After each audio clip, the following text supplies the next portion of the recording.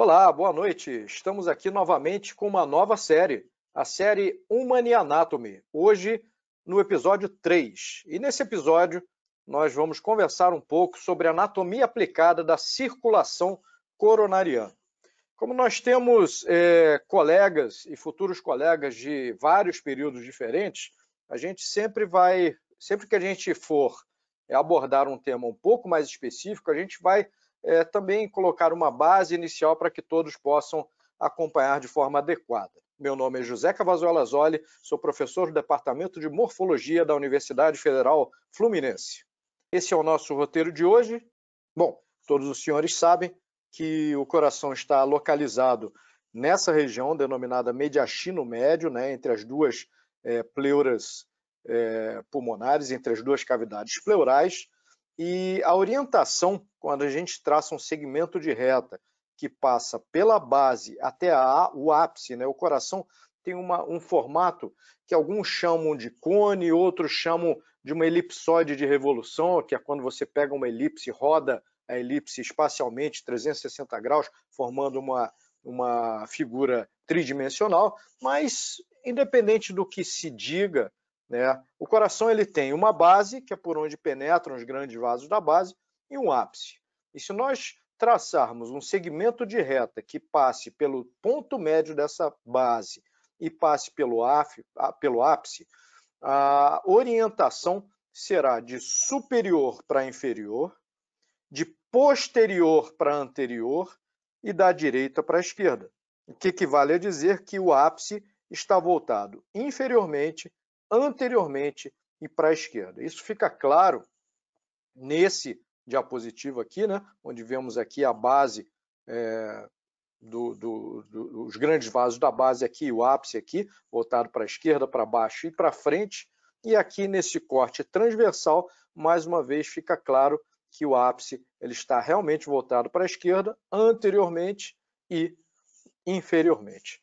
Bom, quando a gente fala de trajeto das artérias coronárias, a gente tem que prestar atenção nos sulcos, né? Na realidade, os grandes vasos epicárdicos, as grandes artérias, as artérias principais, elas são epicárdicas e elas emitem ramos que penetram no miocárdio.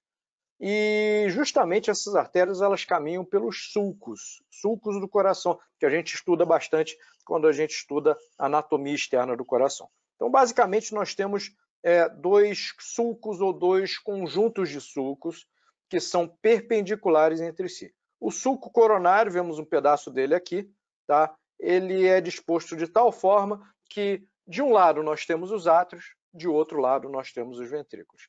E ele recebe o nome coronário por quê? Porque ele forma como se fosse uma coroa sobre o coração, né? Coronário vem de corona, que quer dizer coroa. Então, o sulco coronário ele circunda o coração, tá? Tendo acima entre aspas, né? Um pouco acima, um pouco posterior e um pouco mais à direita, os átrios. E o inverso, os ventrículos. Além disso, nós temos também os sulcos interventriculares. Sulco interventricular anterior, que vai até o ápice, e se continua com o sulco interventricular posterior. Os sulcos interventriculares, eles vão marcar externamente a localização do septo interventricular. Septo interventricular, todos sabem, é aquela estrutura muscular que divide, que separa os dois ventrículos, o ventrículo direito do ventrículo esquerdo. Tá? E esses sulcos eles se relacionam de tal forma que é como se o sulco coronário fosse, vamos comparar muito mal, como se fosse uma alça de um balde e os sulcos interventriculares anterior e posterior fossem, desculpem, como se o sulco coronário fosse a boca de um balde e os sulcos interventriculares fossem a alça desse balde, tá certo? Nós vamos entender melhor aqui, olha. Nós temos o sulco coronário aqui, praticamente dando uma volta no coração, né? Para o lado de cá, átrios, para o lado de cá, os ventrículos. E aqui em azul, o sulco interventricular anterior, indo até o ápice, se continuando com o sulco interventricular posterior lá embaixo, ok? Aqui as mesmas projeções, sulco coronário aqui, e ele daria a volta no coração, e aqui o sulco interventricular anterior se continuando lá atrás com o sulco interventricular posterior. Aqui, nesse coração, a gente consegue visualizar melhor, né? O sulco coronário aqui, ó, com as respectivas coronárias, que a gente vai comentar daqui a pouco, mas o trajeto do sulco coronário é exatamente esse daqui, ó. E aqui o sulco interventricular anterior se continuando com o sulco interventricular posterior. Então é justamente por esses sulcos que vão caminhar as artérias coronárias. Aqui nós temos uma visão do ápice, né? Aliás, uma visão da base, desculpe, no coração, onde foram retirados os átrios, e aqui a gente consegue ver bem a raiz da aorta, tá? Com os 3 seios aórticos, o seio aórtico esquerdo, seio aórtico direito e seio aórtico posterior. Então, seio aórtico direito aqui, seio aórtico esquerdo aqui e seio aórtico posterior. Dos seios aórticos direito e esquerdo vão sair 2 coronárias. Veja um pequeno ósteo aqui da coronária direita e pequeno ósteo da coronária esquerda. Então, muitas vezes esse seio aqui é denominado seio não coronariano, porque daqui não sai nenhuma coronária, tá certo? Então, o seio aórtico direito dá origem à artéria coronária direita, enquanto que o seio aórtico esquerdo dá origem ao tronco da coronária esquerda. Tronco esse que habitualmente é curto, é 1 centímetro, 1,5 centímetros no máximo, às vezes menos, e ele vai emitir as 2 artérias mais importantes do coração, como teremos oportunidade de ver a seguir. Aqui nessa figura é um coração visto de frente, né, onde nós temos aqui a coronária direita, tá, saindo aqui da aorta, e o tronco da coronária esquerda, saindo também da aorta. Tronco esse que se divide depois de 1 centímetro, 1 centímetro e pouco, nas artérias interventricular anterior e na circunflexa. Nós vamos ver com mais detalhes em seguida. Do ponto de vista anatômico, mas também do ponto de vista clínico, tá?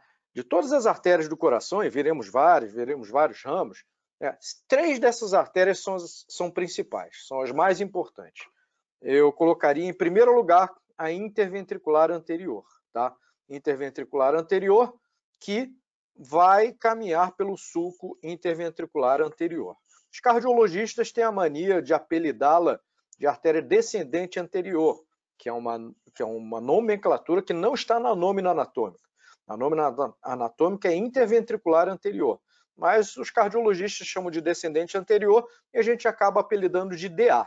Então, se vocês virem alguém falando de uma obstrução na DA, realmente está se referindo à interventricular anterior.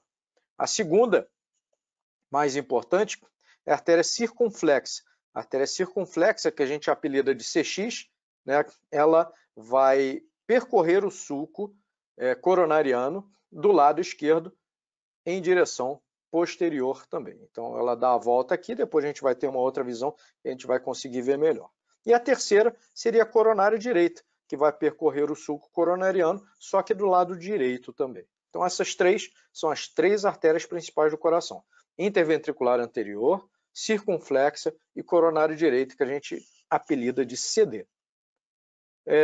Um conceito importante antes da gente prosseguir, né, é um conceito que a gente chama de dominância. Isso daqui é um coração visto por trás e um pouco por baixo, né? Aqui a gente tem muito bem ilustrado aqui o átrio esquerdo, o átrio direito aqui com a veia cava superior, veia cava inferior, né? Aqui seria a projeção do ventrículo esquerdo e aqui do ventrículo direito. Aqui é o sulco interventricular posterior, aqui é o sulco coronário. Essa região aqui, que é o encontro do sulco interventricular posterior com o sulco coronário, é denominado crus cordis, tá? Nome em latim, que significa cruz do coração, tá certo? Então, esse ponto aqui é o crus cordis. E o conceito de dominância consiste na artéria que chega ao crus cordis, que em 90% dos casos é a coronária direita, como está ocorrendo aqui. Então, a coronária direita chegou ao crus cordis e a consequência de chegar ao crus cordis é emitir a artéria interventricular posterior, que aqui está. Então, esse é o conceito de dominância. 90% dos casos, a artéria dominante é a coronária direita. 10%, a artéria dominante é circunflexa. Quando ela chega bem ao crus cordis, por consequência, a coronária direita é hipoplásica. Então vamos percorrer rapidamente os ramos dessas três artérias principais. Então a artéria interventricular anterior, que cá está, aqui, ó, ela é ramo do tronco da coronária esquerda, ela vai percorrer o sulco interventricular anterior, chegando ao ápice, às vezes ultrapassando o ápice e percorrendo uma parte do sulco interventricular posterior mesmo, mas o normal é que ela chegue ao ápice, e ela vai emitir, entre outros, ramos septais, que estão aqui, ó. Esses ramos septais, eles vão irrigar os 2/3 antero-superiores do septo interventricular, tá certo? O terço posterior inferior é dos ramos septais da interventricular posterior. Então, 2/3 do septo é por ramos da interventricular anterior. Interventricular anterior, ela realmente é muito importante. Além disso, ela emite ramos diagonais, como esse daqui, ó, que vão irrigar a parede anterolateral do ventrículo esquerdo. Lembrando que, como aqui está o sulco interventricular anterior, para a esquerda a gente tem miocárdio do ventrículo esquerdo, e para a direita, obviamente, a gente tem miocárdio do ventrículo direito. Além disso, a interventricular anterior, ela com alguma frequência, ela se anastomosa com a interventricular posterior, que está aqui atrás, ó. Ambas se anastomosam no ápice. Interventricular posterior, essa que é a ramo da coronária direita, como veremos daqui a pouco. Então, nós podemos dizer com toda tranquilidade que a artéria interventricular anterior, ela é responsável pela irrigação da parede anteroseptal do coração, por meio dos seus ramos septais, por meio dos seus ramos diagonais. Então, essa região aqui é a região mais importante do ponto de vista contrátil do coração. Por isso, a artéria interventricular anterior é a mais importante. A circunflexa, né, ela também é ramo do tronco da coronária esquerda, como vemos aqui. Aqui a gente vê bem uma visão superior, né? Tronco da coronária esquerda circunflexa. O que a circunflexa faz? Ela vai percorrer todo o sulco coronariano à esquerda. Ela vai dar a volta no coração e se voltar lá para trás, naquela parte de trás, chegando muitas vezes próximo àquela região que denominamos cruz-cordes. Aqui está a circunflexa aqui, e aqui uma visão posterior, onde nós teríamos o cruz-cordes aqui, né, o átrio esquerdo aqui, e a circunflexa chegando aqui.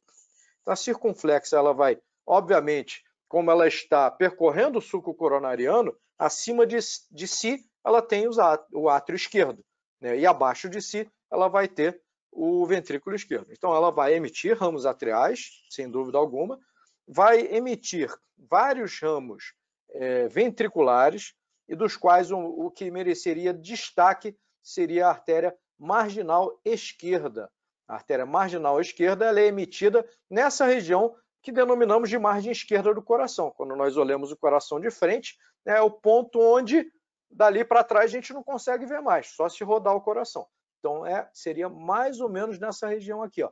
Ela sai, dá a volta no sulco coronário e mais ou menos aqui ela emitiria a marginal esquerda, como vemos aqui, e como vemos um raminho, aliás, antes aqui, tá certo? Depois ela vai emitir ramos ventriculares posteriores esquerdos. Vemos um deles aqui, ó. Por quê? Porque ele já deu a volta no sulco coronário, já emitiu a marginal esquerda e passou para a parte de trás aqui do sulco coronário, dando ramos ventriculares posteriores esquerdos aqui para a parede posterior ou parede dorsal do coração. E o que vai acontecer com muita frequência é que ela se anastomosa com ramos da coronária direita que está vindo por aqui. Tá? Essa anastomose ela pode ocorrer mais para a esquerda ou mais para a direita, dependendo da variação delas, dependendo de quanto cada uma delas avança no sulco coronário. E conforme já havíamos dito, né, ela vai ser dominante em 10% dos casos, ou seja, somente em 10% dos casos ela vai chegar aqui na região do cruz-cordes, tá?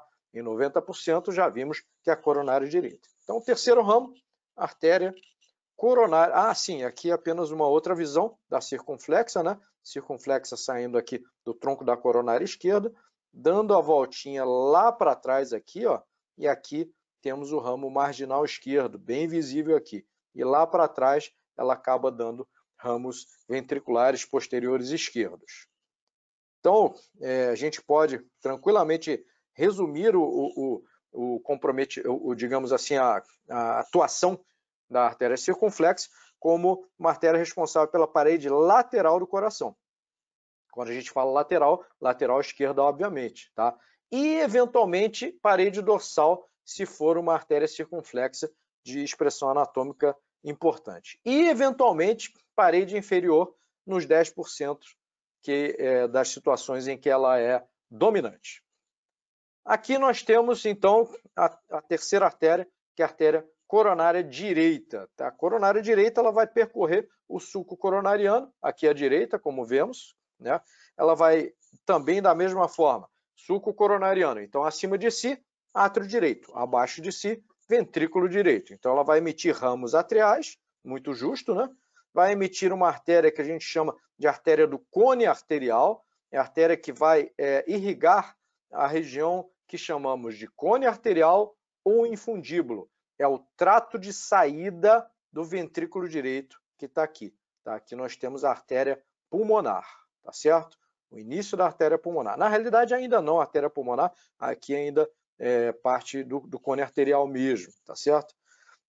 Além disso, em 65% dos casos, ela vai emitir aqui, ó, a artéria do nó sinoatrial. Nó sinoatrial que contém células de marcapasso e é o marcapasso natural do coração. Isso é muito importante porque é uma artéria que está relacionada diretamente à manutenção do ritmo normal do coração.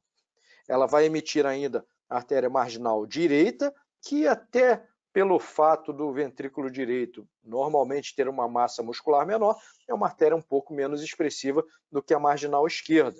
Ela vai para a parede livre do ventrículo direito. Além disso, ela vai dar a volta aqui, tá certo? Marginal direita aqui visível, e aqui, próximo ao crus cordis, ela vai emitir uma artéria chamada artéria do nó atrioventricular. O nó atrioventricular, ou nó AV, também é uma parte importante do sistema de condução do coração.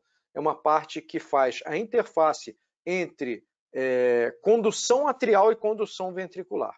Então, a passagem do impulso elétrico dos átrios para os ventrículos passa diretamente pelo nó atrioventricular. Então, a mesma artéria irrigando, na maioria das ocasiões, o nó sinoatrial e o nó atrioventricular. Em seguida, ela chega ao crus cordis, emite a interventricular posterior, que vai irrigar o terço ínfero-posterior do septo interventricular, os 2 terços antero-superiores são da interventricular anterior, e ela continua dando um ramo ou mais de um ramo que a gente chama de VP, ventriculares posteriores, para a parede dorsal do coração.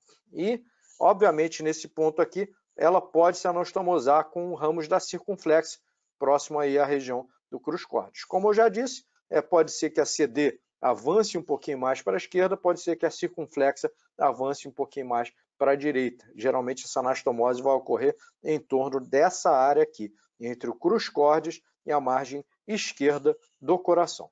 E lembrando, mais uma vez, que em 90% dos casos, aproximadamente, ela será dominante. Então, nós podemos resumir aqui a atuação, digamos, da artéria coronária direita como uma artéria que irriga a parede inferodorsal, ok? E a parede do ventrículo direito. E alguns autores também dizem que ela é uma artéria, entre aspas, elétrica, porque ela vai ser responsável, na maioria das ocasiões, pela irrigação do nó sinoatrial e do nó atrioventricular. Então, uma lesão grave obstrutiva na coronária direita pode comprometer o funcionamento do sistema de condução do coração. Eu gostaria de rapidamente pincelar aqui, dar para vocês um conceito de síndrome coronariana aguda, né? É o famoso infarto agudo do miocárdio, que atualmente a gente chama dessa forma, síndrome coronariana aguda. Aqui é a evolução da placa de ateroma dentro de uma artéria, desde a ausência praticamente da placa até uma obstrução grave com uma lesão complicada, uma lesão ulcerada aqui, né? A gente diz que o paciente tem uma angina estável quando ele tem uma placa aterosclerótica, geralmente acima de 70%. Acima de 70% é que uma obstrução de uma artéria ela se torna hemodinamicamente relevante do ponto de vista de comprometer o fluxo de sangue. Tá? Então, a angina estável é quando você tem sintomas compatíveis com isquemia miocárdica somente durante o esforço, onde a demanda por oxigênio do músculo cardíaco, obviamente, aumenta. A angina instável, ela acontece quando essa angina estável passa a progredir muito rapidamente ou quando a dor anginosa vem em repouso. Então, na maioria das ocasiões, a gente tem uma placa de ateroma com um trombo que é suboclusivo. Ele obstrui ali praticamente 99% da artéria. E a evolução disso para o que a gente chama de síndrome coronariana aguda, sem supradesnível do segmento ST, que é apenas uma nomenclatura relacionada com alteração eletrocardiográfica, é quando você tem esse trombo suboclusivo por tempo suficiente para deflagrar uma onda de necrose, e o que se observa, por exemplo, no contexto de um serviço de urgência, é uma elevação das enzimas cardíacas. Se elevou a enzima cardíaca no sangue, é porque essa enzima que está dentro da fibra muscular miocárdica, essa fibra sofreu lesão e aí extravasou aquela enzima para a corrente sanguínea. Então, quando elevou a enzima, é sinal que houve algum grau, ainda que inicial, de necrose. Então, aqui nós temos a evolução, né, de angina instável, angina estável para angina instável e a síndrome coronariana aguda sem supradesnível do segmento ST. Essa é uma figura que ilustra bem, né, nesse contexto, a evolução da onda de necrose. Então, vamos ver com detalhes aqui. Ó. Você teve uma obstrução, né, por placa de ateroma e agudamente se formou um trombo fazendo uma obstrução completa, né, total dessa artéria. Essa área que é irrigada por essa artéria, então, vai começar a sofrer com isquemia, e essa isquemia vai progredir até que haja alterações irreversíveis dessa célula que a gente conhece como necrose. Então, a evolução da onda de necrose, ela sempre vai acontecer da zona subendocárdica em direção à zona subepicárdica. Por isso que quando a onda de necrose ela é detida durante esse processo, você tem uma síndrome coronariana aguda sem supradesnível do segmento ST, o que equivale a um IAM subendocárdico, um infarto agudo do miocárdio subendocárdico. Quando essa onda de necrose ela progride, você passa a ter um infarto transmural e aí sim uma síndrome coronariana aguda com supradesnível do segmento ST, que é o que a gente tem no infarto transmural. Aí a gente tem uma placa aterosclerótica com oclusão aguda total por um trombo. Aqui, ó, uma placa grave, uma placa irregular, uma placa ulcerada, que um belo dia se instabilizou e formou, dando formação a um trombo que oclui 100% aquela artéria. Então, quando você quer salvar músculo cardíaco, a terapia consiste em abrir a artéria, que a gente chama na cardiologia de artéria culpada da síndrome coronariana aguda. Se você consegue fazer uma cineangiocoronariografia e fazer uma angioplastia primária, né, no quadro agudo, você consegue salvar músculo cardíaco e consegue reduzir a mortalidade. A gente não vai ensinar eletrocardiograma aqui, mas eu só peço que vocês prestem atenção, ó, nessa sequência P, QRS, T, sendo que P é a despolarização atrial, QRS é a despolarização ventricular e a onda T é a repolarização ou a recuperação ventricular. Independente disso, vamos prestar atenção nesse segmento aqui, que é o segmento ST, que a gente estava falando, síndrome coronariana aguda, com ou sem supradesnível do segmento ST. O que é supradesnível do segmento ST? O segmento ST ele fica no nível da base, aqui na linha de base, né? Se eu tiver um supradesnível do segmento ST, eu vou ter algo assim, ó. Segmento ST, olha, está supradesnivelado em relação à linha de base. Isso daqui é o que a gente tem na fase aguda de uma síndrome coronariana aguda com supradesnível do segmento ST, que a gente também conhece como infarto agudo do miocárdio, transmural. tá certo?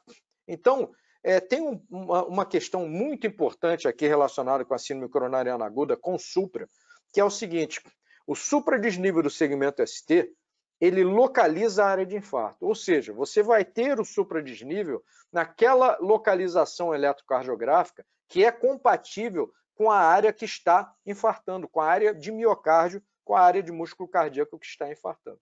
E essa correlação que é muito importante que todos os médicos possam ser capazes de fazer. Então, aqui um eletro normal, né, independente de traçado, mas vocês podem facilmente constatar que isso daqui é um supradesnível do segmento ST. Isso é diferente disso, olha só.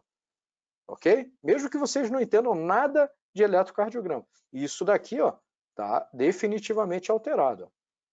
Então, isso é um supradesnível do segmento ST.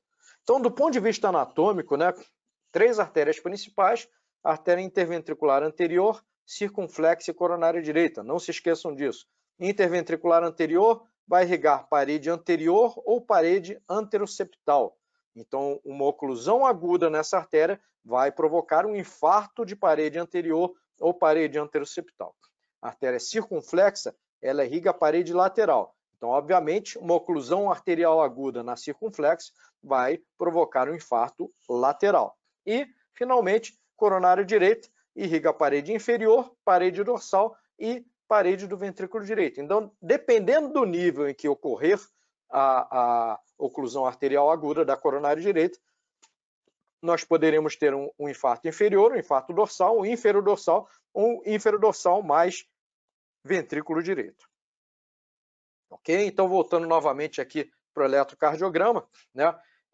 Apenas um rudimento de conhecimento eletrocardiográfico, né? Vocês notam aqui que o eletrocardiograma tem 12 derivações. O que são as derivações? São formas, ou melhor dizendo, pontos de vista a partir dos quais a gente observa uma coisa. Que coisa é essa? Registro da atividade elétrica do coração, tanto nos átrios quanto nos ventrículos.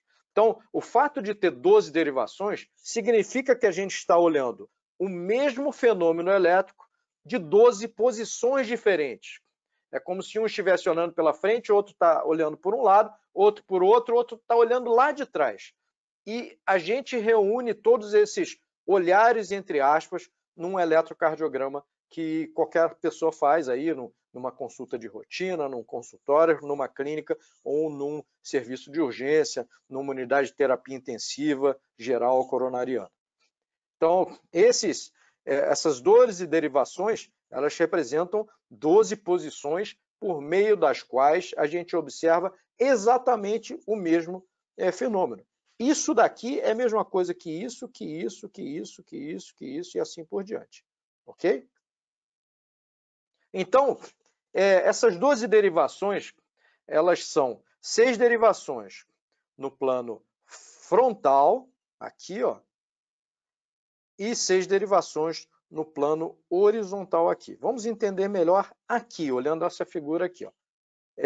Tem uma derivação, D1, que eu olho daqui, como se estivesse olhando da esquerda, D2 e D3 eu olho de baixo, AVL eu olho daqui, AVR eu olho desse lado, AVF daqui e assim por diante. É mais fácil entender aqui no plano horizontal.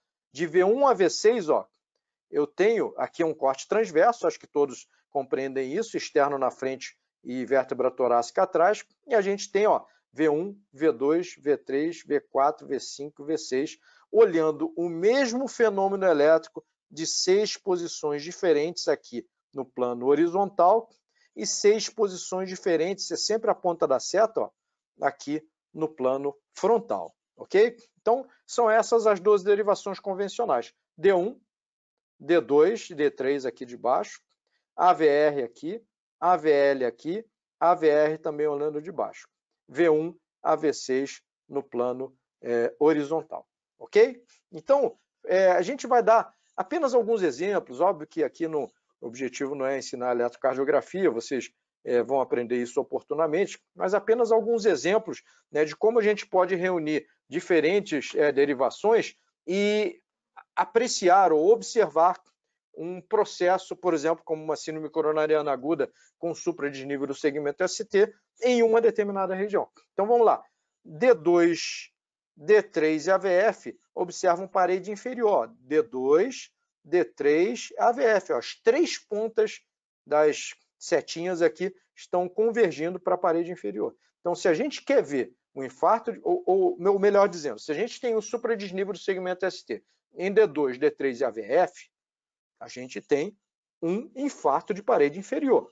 Então, a gente tem que ser capaz de relacionar isso anatomicamente. Se está infartando parede anterior, qual é a artéria que provavelmente teve oclusão arterial aguda? A artéria coronária direita, desde que ela seja dominante, o que vai acontecer em 90% dos casos. Então, é esse tipo de correlação que a gente tem que ser capaz de fazer. Então, aqui, artéria coronária direita, chegando ao cruz-cordes, então, se eu tenho uma obstrução aqui, por exemplo, eu vou ter um infarto de parede inferior e vou ter comprometimento em D2, D3 e AVF. É bem simples, depois que a gente tem esse conhecimento, não tem mistério. Aqui, ó, outro exemplo, D1 e AVL. D1 e AVL, ó, pontinha está aqui, né, e a pontinha de AVL está aqui. Essas duas derivações vêm em parede lateral, lateral alta, que a gente chama, né? Então, se eu tenho um supra nessas duas derivações, eu provavelmente tenho uma oclusão da artéria marginal esquerda. Ela pega só aquele pedacinho da artéria, da parede do miocárdio, parede lateral alta. Então aqui, ó, provavelmente alguma obstrução aqui ou um pouco antes, pode ser, né? Pode ser em nível da circunflexa mesmo, tá certo? Se eu tenho aqui, ó, de V1 a V4, aí eu vou aqui pro plano horizontal, ó, V1, V2, V3, V4. Olha só o que eu vejo aqui, V1, septo alto, V2, septo alto, V3 e V4, septo médio para baixo, né? Então aqui, o que eu tenho? Eu tenho um infarto de parede anteroseptal. Eu tenho que ser capaz de relacionar isso com alguma artéria. Infarto de parede anteroseptal significa uma oclusão arterial aguda de que artéria? Só pode ser da artéria que a gente apelida de DA, descendente anterior, mas que na nómina anatômica se chama interventricular anterior. Então, se eu tenho uma oclusão de interventricular anterior, terço proximal, terço médio, eu vou ter infarto de parede anteroseptal. Se é uma descendente anterior ou uma interventricular anterior bem grande, que ela vai até o ápice, aí eu pego V5, V6, eu tenho infarto de parede anteroapical, né? Então, aqui, ó, descendente anterior ou interventricular anterior, se ela é pequena, eu pego anteroseptal, se ela é bem grandona, eu tenho uma obstrução lá no início, eu pego parede anteroapical, né? Como eu vejo aqui, ó, V1 a V6. Então, supradesnível do segmento ST, que pega desde V1 até V6, isso significa o quê? É uma artéria descendente anterior ou interventricular anterior grande, com uma obstrução proximal, uma obstrução bem alta da descendente anterior ou interventricular anterior. Mais uma vez, vendo aqui, ó. Então, se eu tenho uma obstrução nesse nível aqui, ó, toda essa área aqui vai sofrer com isquemia, né? E durante o processo de infarto, eu vou ter, de infarto transmural, eu vou ter a síndrome coronariana aguda com supradesnível do segmento ST. Agora, um ponto importante, é um raciocínio importante da gente fazer. Presta atenção. Se eu tenho um infarto de parede inferior, eu já vi que isso provavelmente é coronária direita. Mas imagina que seja coronária direita logo lá no início, assim que ela sai da aorta, do seio coronariano direito. Eu vou pegar o quê? Eu vou pegar a parede do VD também. Geralmente, essas 12 derivações convencionais, elas não pegam ventrículo direito. Para eu observar infarto de ventrículo direito, eu tenho que fazer duas derivações extras que a gente chama de V3R e V4R. Por que elas recebem esse nome? Porque elas são imagem espelho de V3 e V4, só que do lado direito, R de right, direito em inglês. Então, sempre que eu tenho infarto de parede inferior, infarto agudo, eu tenho obrigação de pedir para rodar V3R e V4R, porque eu tenho obrigação de ver se eu tenho um infarto de ventrículo direito associado ou não, tá? O que vai acontecer quando eu tiver uma obstrução de coronária direita proximal, como eu, por exemplo, se eu tivesse, se eu tivesse uma obstrução nesse nível aqui.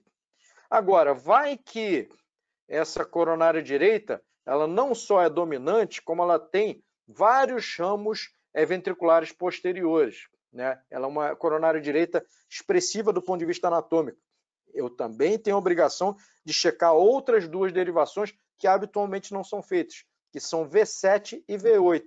É só andar um pouquinho mais para trás, a gente não vai dar detalhes aqui de localização de cada um desses eletrodos, mas aqui né, é só você andar, fazer duas derivações mais para trás de V6, onde você vai observar bem ó, parede dorsal. Então, se você tem um infarto de parede inferior, roda V7, V8, porque se a coronária direita for dominante, 90% dos casos, e for expressiva, ela pega a parede dorsal também. Se você tiver um infarto de parede lateral, faz V7, V8, porque você pode ter uma circunflexa que pegue parede dorsal também. Essa parede dorsal, conforme a gente já tinha visto, ela é uma área de transição entre circunflexa e coronária direita, tá certo?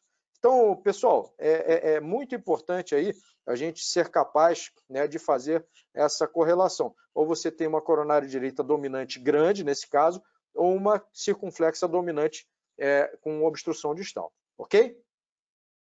Mais uma vez aqui, pode ser uma coronária direita expressiva ou uma CX que chega bem aqui à parede dorsal.